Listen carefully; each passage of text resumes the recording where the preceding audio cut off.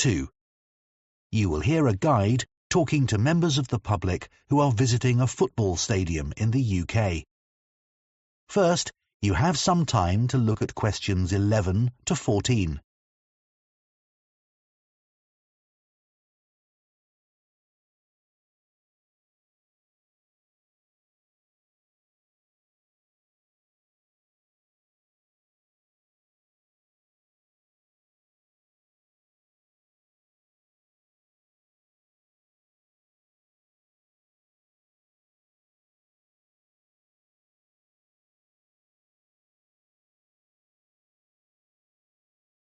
Now listen carefully and answer questions 11 to 14.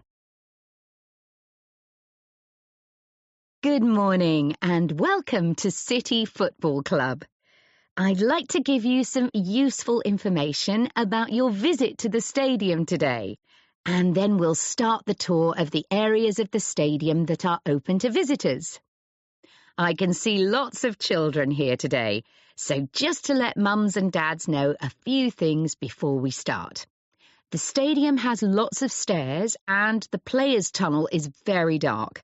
Please don't let your children wander off on their own, even for a minute. We don't want any accidents or anyone getting frightened. Cameras are permitted everywhere and you can take pictures of your child shooting a penalty. Assistants are helping to organise this, and hopefully the queue won't be too long. It's very hot and sunny out on the pitch today. You can get food and drink at the cafe, and I really recommend the healthy lunch boxes for children. Also in the cafe, children are invited to do a football-themed drawing. We'll pick the best one at the end of the afternoon, so don't forget to put your name and contact details on the back. That way, if you've left the stadium before then, we'll send your prize, but sadly we can't return drawings. I'd like to mention some features of the tour. We'll start with the 360 cinema experience, which has been very popular over the years. And then I'll take you to the players' dressing rooms, before going outside to the seating area and the pitch. I should say, if you'd prefer your visit to be self-guided, please collect headphones from the reception, and then you can listen to the pre-recorded information at your own speed.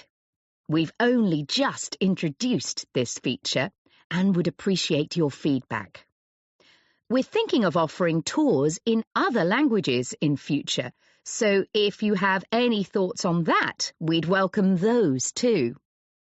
If you plan to return another time, you might like to book one of our VIP tours. We've only just started offering these, and they can be booked online. Before you hear the rest of the talk, you have some time to look at questions 15 to 20.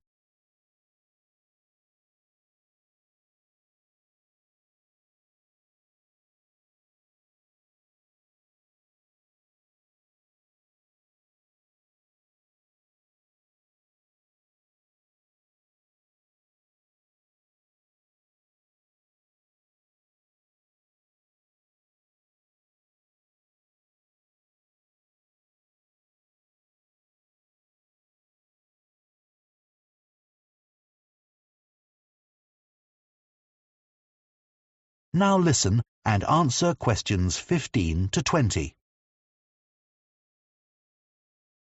Now, the stadium you see today was built in 1989 as part of a 3-year redevelopment project. While that project was going on, the team had to play its matches at the ground of another club.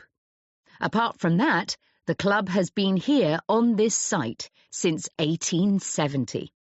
As some of you may know, that was the start of a really important decade in the history of football in this country.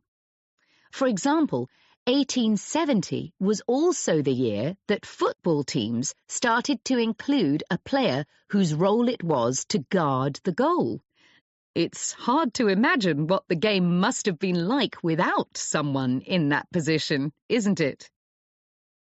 In 1872 and 73, many other clubs were established, both here and abroad. And the following year, in 1874, referees were allowed to send players off if they committed certain offences. And also in that year, teams started having to swap ends at half-time. One fact I was interested to discover was that in early football games, the aim was for the scorer to get the ball between two flag posts, and later between sticks joined at the top with a piece of tape. In 1875, that tape was replaced with the solid crossbar that we're familiar with today. 1877 saw the founding of further new clubs, and the history books tell us that in the same year, all the clubs decided to set a limit of 90 minutes for each match. Before that, it was a more casual arrangement, and this sometimes caused huge arguments, and sometimes fights during matches, when one team called the end of the game and the other team wanted to play on to try and score a winning goal. By 1878, the number of teams in the Football League increased again. In addition, referees started using whistles and electric lamps were installed on certain pitches.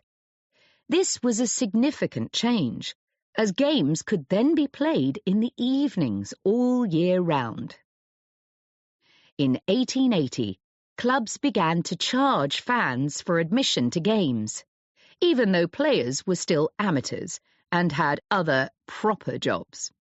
That's hard to imagine in the modern professional game, where top players earn significant sums of money from both playing and commercial activities.